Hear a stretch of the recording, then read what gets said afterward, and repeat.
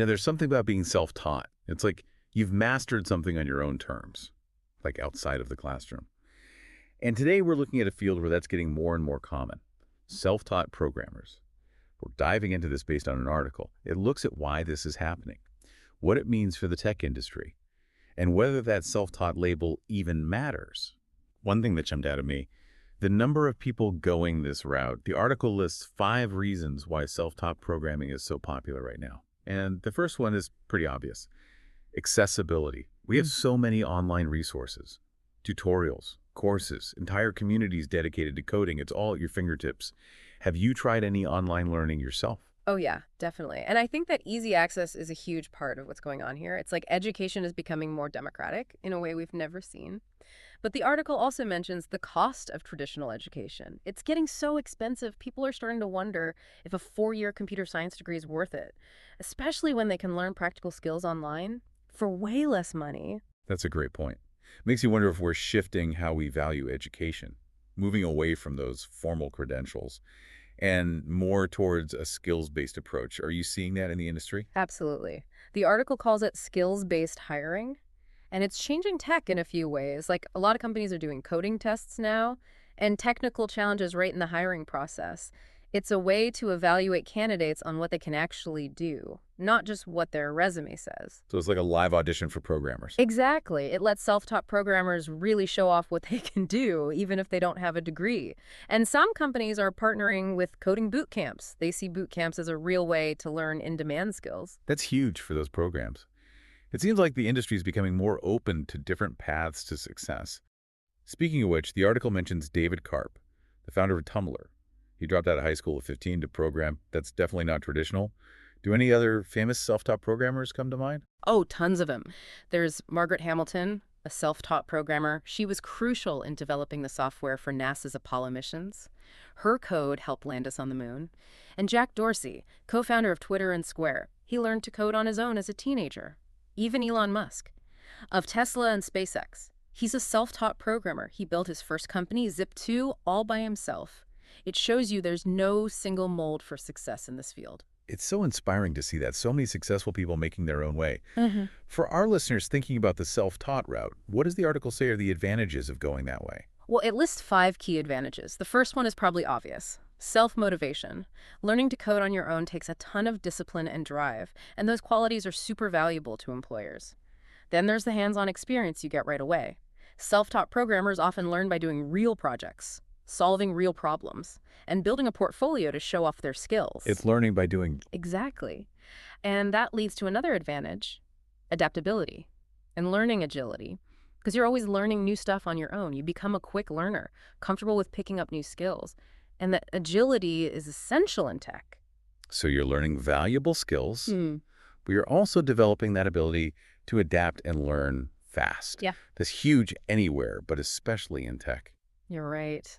And it goes along with another advantage from the article, the different perspectives that self-taught programmers bring. A lot of them come from different backgrounds and experiences, and that can lead to new ways of solving problems and fresh ideas. So it's not just about the technical stuff, it's the creativity and new thinking that comes from different experiences. That's fascinating. It is. And finally, self-taught programmers are usually good at staying current. On the latest technologies and trends, they're always in that online world of coding, looking for new resources and information. It keeps them ahead of the curve and makes them valuable in today's fast-paced tech world. Okay, we've talked about the good stuff, but the article is honest about the challenges too. What are some of the hurdles that self-taught programmers might face? Right, there are some things to think about. Probably the biggest one is not having those formal credentials. The industry is shifting towards skills. But some employers still want to see that traditional degree, especially for entry-level jobs. It can make it harder to get your foot in the door. That makes sense. It's like a filter that some companies still use, even if it doesn't show your real abilities. What other challenges does the article mention? Well, there's the chance of having knowledge gaps. Without a structured curriculum, it's possible to miss some basic concepts or best practices, the kind of things you'd learn in a computer science program. And that could be a problem as your career goes on. So self-taught programmers need to be aware of that and find ways to fill those gaps. Does the article recommend any strategies for overcoming these challenges? It does, some really practical advice. The most important thing is to build a strong portfolio. It's your showcase. Projects that show what you can do and how you solve problems. That can often outweigh not having a degree, especially if you can show real-world examples of your work. Show, don't tell. Exactly. Contributing to open source projects is another great way to do that, to build your portfolio and get experience. These are projects where anyone can contribute code, so you get to work with experienced programmers and learn from them. So it's like a giant learning environment where you Hmm. can practice your skills and build real software. Exactly. That's awesome. What other strategies does the article recommend? Networking is important, and there are a lot of ways to connect with other programmers, even if you're not in a classroom. Going to tech meetups, conferences, coding events, you can hear new ideas, learn from professionals, and maybe even find job opportunities. It's all about making those connections and being part of the tech community. You got it. And of course, you have to keep learning. Tech is always changing, so staying updated is crucial to stay competitive. There are some great online platforms, like the one the article mentions, Algo Academy. They offer coding challenges and personalized learning paths to help you keep growing your skills. Like a gym for your coding muscles. Right. Always Well, pushing yourself to learn more. What other advice is there? getting certifications, it's not the same as a degree, but it can show that you know your stuff, especially in areas where those credentials are valued. It shows employers that you've gone the extra mile. Another tool in your belt. Exactly. Showing that you're serious about professional development. Anything else you want to highlight? Yes, don't forget about soft skills. Communication, teamwork, problem solving. Those are important in any tech job, self-taught or not. It's that human element. Right. Being able to work with others and communicate clearly. Exactly. And finally, spend time getting ready for technical interviews, practice coding challenges, work on algorithm problems, get familiar with the types of questions companies ask. It'll make you more confident and help you do well in the interview. It's like training for a marathon. Right. You wouldn't show up unprepared. Same with interviews. Preparation is key. The article also talks about the future of programming education. One thing I found interesting was AI-enhanced learning. What do you think about that? Now that's where things get really exciting. AI could totally change how we learn, especially for self-taught programmers. Imagine having an AI tutor that adjusts to how you learn, figures out your strengths and weaknesses, and gives you personalized help, like a learning experience designed just for you. That's amazing. It's like having a coach for your coding journey, Right. guiding you and supporting you all the way. But it makes you wonder, if AI can personalize education like that, does the difference between self-taught and traditional even matter anymore? That's a good question. If AI can really personalize learning, will it matter how you learned the skills? Will the focus be entirely on the skills themselves, making the labels self-taught and traditionally educated irrelevant? It's like education could be totally different. Yeah, And for anyone who's felt intimidated by that traditional path, this could be really empowering. I agree. It could open so many doors for people who didn't have access to traditional education or who learn better on their own. The future of learning could be more inclusive and personalized than ever. So, for our listeners who love coding, whether you're just starting out or you're already a pro, what's the main thing you hope they take away from this deep dive? I think the most important thing is this. The tech world needs talented people. That's it, period. How you get those skills is up to you. Embrace your journey, keep practicing, and never stop building amazing things. The world is waiting to see what you create. Well said. And as we move into this future of AI-powered learning and skills-based hiring, there's a lot to be optimistic about. It's not about where you learned, it's about what you can do. And for anyone who's ever wanted to be a programmer, the possibilities are endless. Thanks for joining us on this deep dive. And keep on coding, so you're not just learning, you're also learning how to learn. That's a valuable skill. Yeah. And it kind of ties into another advantage from the article. The different perspectives self-taught programmers have, they often come from all sorts of backgrounds, and that can lead to really unique problem solving. So it's not just the code, it's the creativity that comes with different experiences. Right. And one more thing, self-taught programmers are usually good at staying up to date on the latest technologies. They're always online, digging into new resources. It keeps them ahead of the game. Okay, so advantages. Sure. But the article is real about the downsides too. What kind of hurdles do self-taught programmers face? Yeah, there are definitely some challenges. Probably the biggest one, not having that formal degree. The industry is changing. But some employers still want to see that piece of paper, especially for entry-level jobs. It can be tough to get that first chance. It's like a barrier to entry.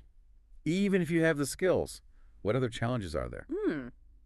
There's the risk of knowledge gaps.